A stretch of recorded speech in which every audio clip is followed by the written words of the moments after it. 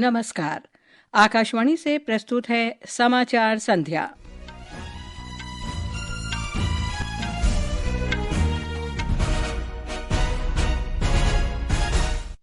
प्रधानमंत्री नरेंद्र मोदी ने सरकारी योजनाओं के 100% कार्यान्वयन की आवश्यकता पर बल दिया। इसे वास्तविक सामाजिक न्याय और धर्मनिरपेक्षता का आधार बताया। राष्ट्रपति द्रौपदी मुर्मू ने विभिन्न क्षेत्रों में उत्कृष्टता के लिए भारतीय वंशियों के विशिष्ट सदस्यों को प्रवासी भारतीय सम्मान प्रदान किया। रक्षा मंत्री राजनाथ सिंह ने कहा, सरकार मजबूत रक्षा औद्योगिक पारिस्थितिकी तंत्र बनाने के लिए परिवर्तनकारी नीतिगत सुधार कर रही है। भारत का औद्योगिक उत्पादन नवंबर में 6 महीने के उच्चतम स्तर 5.2% पर पहुंचा। अक्टूबर में ये 3.5% था। दिल्ली में 70 विधानसभा सीटों के चुनाव के लिए नामांकन प्रक्रिया शुरू। और महिला क्रिकेट में भारत ने राजकोट में 3 एक दिवसीय मैचों की श्रृंखला के पहले मुकाबले में आयरलैंड को 6 विकेट से हराया। समाचार संध्या के साथ मैं लवली निगम। प्रधानमंत्री नरेंद्र मोदी ने सरकारी योजनाओं का 100% लाभ लोगों तक पहुंचाने की आवश्यकता पर बल दिया है। उन्होंने जोर देकर कहा कि सही सामाजिक न्याय और धर्मनिरपेक्षता के लिए ऐसा करना अनिवार्य है। श्री मोदी ने ये विचार प्रमुख उद्यमी निखिल कामत को दिए एक साक्षात्कार में व्यक्त किए। श्री मोदी ने सोशल मीडिया, यूपीआई और तकनीक के महत्व को उजागर करते हुए कहा कि ये लोकतंत्र और इसके सशक्तिकरण के लिए अत्यंत महत्वपूर्ण साधन है। आज मैं 30 सेकंड में 10 करोड़ किसानों के खाते में सीधे पैसे भेज सकता हूं। मैं आज देश के 13 करोड़ गैस सिलेंडर के उपभोक्ताओं को सब्सिडी के पैसे एक क्लिक से 30 सेकंड में भेज सकता हूं। क्यों? जनधन अकाउंट किसी को लगे कब होता, लेकिन देश के करोड़ों रुपये जो लीकेज होता था, जो भ्रष्टाचार होता था, वो गया और टेक्नोलॉजी का एक उपयोग हुआ। वर्तमान चुनौतियों के बारे में प्रधानमंत्री ने कहा कि विश्व भारत पर इसलिए भरोसा करता है कि उसका दृष्टिकोण निष्पक्ष है। श्री मोदी ने कहा कि मौजूदा वैश्विक संकट के दौरान भारत ने बार बार ये कहा है कि वो शांति के पक्ष में है। राष्ट्रपति द्रौपदी मुर्मू ने कहा है कि प्रवासी भारतीय वैश्विक समुदाय के सामने भारत की सही तस्वीर पेश करते हैं। राष्ट्रपति मुर्मू भुवनेश्वर में जनता मैदान में 18वें प्रवासी भारतीय दिवस सम्मेलन के समापन समारोह को संबोधित कर रही थी। उन्होंने कहा कि भारतीय प्रवासियों ने चिकित्सा और प्रौद्योगिकी सहित सभी क्षेत्रों में उत्कृष्ट प्रदर्शन किया है। प्रवासी भारतीय दिवस has over the years become more than just an event. It is a platform where ideas converge, collaborations are forged, and the bonds between India and its diaspora are strengthened. राष्ट्रपति ने अपने संबोधन से पहले विभिन्न क्षेत्रों में उत्कृष्टता के लिए भारतीय प्रवासियों के प्रतिष्ठित सदस्यों को प्रवासी भारतीय सम्मान भी प्रदान किए।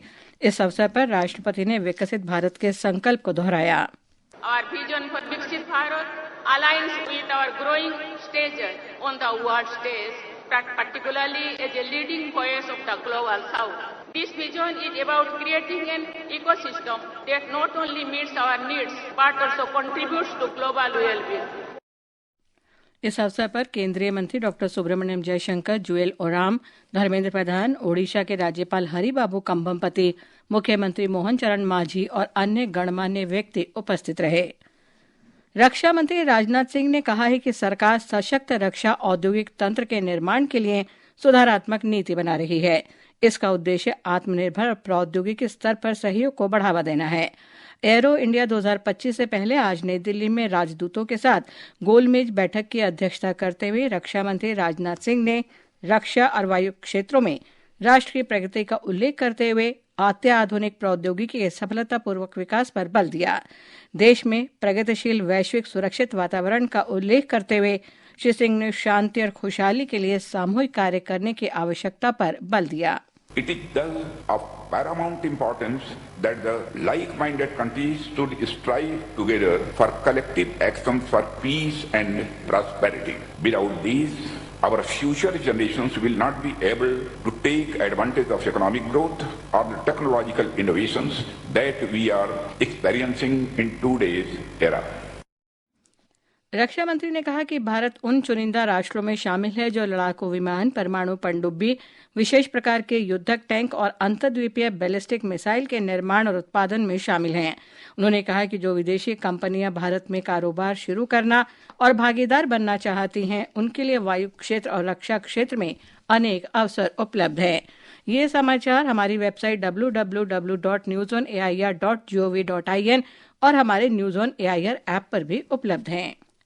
समाचार संध्या में आपका फिर स्वागत है।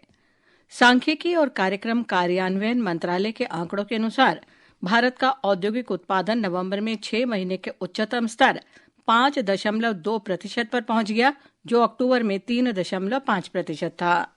आंकड़ों के अनुसार औद्योगिक उत्पादन सूचकांक के 3 प्रमुख घटकों में से विनिर्माण उत्पादन नवंबर में 5.8% बढ़ गया, जबकि बिजली उत्पादन में 4.4% और खनन गतिविधियों में 1.9% की वृद्धि हुई। नवंबर 2023 की तुलना में नवंबर 2024 में उपयोग आधारित वर्गीकरण के अनुसार IIP की वृद्धि दर प्राथमिक वस्तुओं में 2.7%, पूंजीगत वस्तुओं में 9%, मध्यवर्ती वस्तुओं में 5%, बुनियादी ढांचे या निर्माण वस्तुओं में 10% और उपभोक्ता में 13.1% रही। टिकाऊ और गैर टिकाऊ उपभोक्ता वस्तुओं में 0.6% वृद्धि हुई। आयुषी की रिपोर्ट के साथ समाचार कक्ष से प्राची प्रिया। भारतीय अंतरिक्ष अनुसंधान संगठन इसरो के अध्यक्ष एस सोमनाथ ने कहा है कि स्पेस डॉकिंग यानी 2 उपग्रहों को अंतरिक्ष में जोड़ने के प्रयोग की तारीख कुछ दिन में तय की जाएगी। आकाशवाणी समाचार के साथ विशेष साक्षात्कार में उन्होंने कहा कि जनवरी के अंत में निर्धारित नाविक इसरो द्वारा 100वां उपग्रह प्रक्षेपण होगा। The current integration activity going on in SDSC, there are 3 launches are getting prepared. The first launch is for the GSLV with a NAVIC second series in the revised series of NAVIC 02. This is going to be the 100th launch, I suppose, if everything goes well. This is scheduled by the end of January. ये साक्षात्कार आज रात 9:15 पर Akashvani FM gold 101.1 megahertz पर प्रसारित होगा। दिल्ली में आज चुनाव अधिसूचना जारी होने के साथ ही 70 सदस्यीय विधानसभा के लिए नामांकन प्रक्रिया शुरू हो गई है। नामांकन के पहले दिन विभिन्न विधानसभा क्षेत्रों से 9 उम्मीदवारों ने पर्चे दाखिल किए। इस महीने की 17 तारीख तक पर्चे दाखिल किए जा सकते हैं। इस बीच विभिन्न राजनीतिक दलों के उम्मीदवारों ने मतदाताओं को लुभाने के लिए अपने क्षेत्रों में प्रचार अभियान शुरू कर दिया है। दिल्ली विधानसभा चुनाव 5 फरवरी को और वोटों की गिनती 8 फरवरी को होगी। दिल्ली विधानसभा चुनाव के अंतर्गत पार्टी उम्मीदवारों के नाम तय करने के लिए भाजपा केंद्रीय चुनाव समिति की बैठक नई दिल्ली में हो रही है।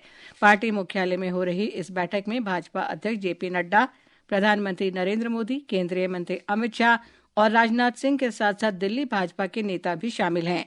अब तक भाजपा ने 70 सदस्यीय दिल्ली विधानसभा के लिए 29 उम्मीदवारों के नाम घोषित कर दिए हैं।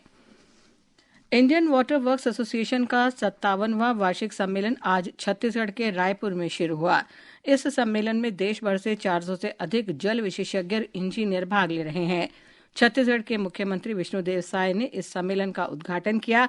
कार्यक्रम को संबोधित करते हुए मुख्यमंत्री ने कहा कि जल संरक्षण प्रत्येक व्यक्ति की जिम्मेदारी है।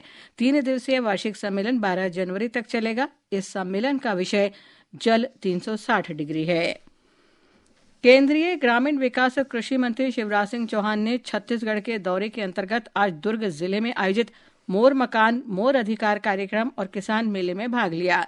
केंद्रीय मंत्री ने कहा कि केंद्र सरकार ने जनहित में प्रधानमंत्री आवास योजना की पात्रता के मानदंडों में 3 महत्वपूर्ण बदलाव किए हैं। 3 बड़े परिवर्तन संशोधन हमने और किए हैं आपकी मांग पर। लेकिन अब 2 पहिया वाहन होंगे तो भी उनको मकान मिलेगा, पात्रता की सूची में नाम जुड़ेगा। इसके साथ अब 15,000 तक की भी आमदनी अगर हर महीना होगी तो उनको भी मकान दिए जाएंगे, सूची में नाम जोड़ा जाएगा। और हमारे किसान भाई बहन, छोटे किसान जिनके पास 2.5 एकड़ तक सिंचित जमीन और 5 एकड़ तक असिंचित जमीन है, उनके नाम भी आवास की सूची में जोड़े जाएंगे। केंद्रीय संसदीय कार्य मंत्री किरेन रिजिजू ने नागरिकों को संसदीय लोकतंत्र को समझने के महत्व पर जोर दिया है। उन्होंने आज नई दिल्ली में केंद्रीय विद्यालयों के वर्ष 2023-24 की 34वीं राष्ट्रीय युवा संसद प्रतियोगिता को संबोधित करते हुए ये सलाह दी। ये समाचार आकाशवाणी से प्रसारित किए जा रहे हैं। ताज़ा समाचार जानने के लिए आप हमारे social media handle @AIR news Hindi को फॉलो कर सकते हैं। और अब समय है महाकुंभ की विशेष खबरों का।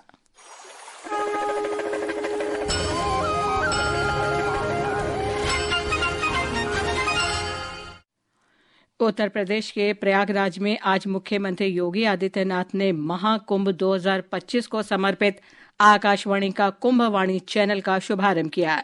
इस अवसर पर मुख्यमंत्री ने कहा कि महाकुंभ जाति, पंथ और भेदभाव से परे है और महाकुंभ एकता का संदेश फैलाता है।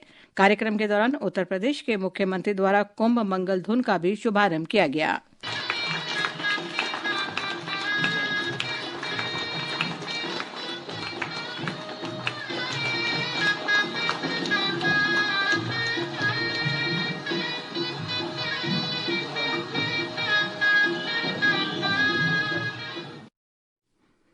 कुंभवाणी को 103.5 megahertz frequency news on AIR app और वेव्स OTT प्लेटफॉर्म पर सुना जा सकता है। भजन गायक अनूप जलोटा ने प्रसार भारती द्वारा आकाशवाणी के FM रेडियो चैनल कुंभवाणी की शुरुआत की सराहना की। प्रयागराज में आकाशवाणी समाचार से बातचीत करते हुए श्री जलोटा ने कहा कि महाकुंभ 2025 का ये पावन अवसर 144 वर्षों के बाद आया है और FM चैनल बहुत अच्छी पहल है। कुंभवाणी एक इतना सुंदर नाम है क्योंकि 144 साल के बाद ये कुंभ आया है। लोगों के अंदर कितना उत्साह है, तो कुंभवाणी बहुत सुंदर टाइटल है और मैं चाहूंगा कि इसके लिए मैं कभी रिकॉर्डिंग्स करूं। मैं दिल्ली विशेष आऊंगा आपके लिए और कुछ रिकॉर्डिंग करूंगा। महाकुंभ 2025 एक धार्मिक, सांस्कृतिक और आध्यात्मिक आयोजन के साथ ही संरक्षण तथा स्वच्छता का भी उदाहरण है। एक रिपोर्ट। राष्ट्रीय स्वच्छ गंगा मिशन के तहत महाकुंभ मेला क्षेत्र के लिए 152 करोड़ रुपए की लागत से विशेष स्वच्छता प्रबंधन उपाय किए गए हैं। मेला क्षेत्र में 28,000 से अधिक शौचालय बनाए गए हैं, जिसमें 12,000 फाइबर के और 16,000 प्री फैब्रिकेटेड स्टील के हैं। ये शौचालय पर्यावरण अनुकूल हैं और इनसे स्वच्छता भी सुनिश्चित होगी। श्रद्धालुओं और पर्यटकों की सुविधा के लिए 20,000 यूरिनल भी लगाए गए हैं। वहीं मेला क्षेत्र में कचरे के प्रभावी प्रबंधन के लिए 20,000 कचरा डिब्बे लगाए गए हैं, जो स्रोत पर ही कचरे को अलग करने में मदद करेंगे। कचरा संग्रहण और निष्पादन को अधिक सुचारू बनाने के लिए लगभग 38 लाख लाइनर बैग की भी व्यवस्था की गई है। अनुपम मिश्र के साथ आनंद कुमार, आकाशवाणी समाचार, प्रयागराज।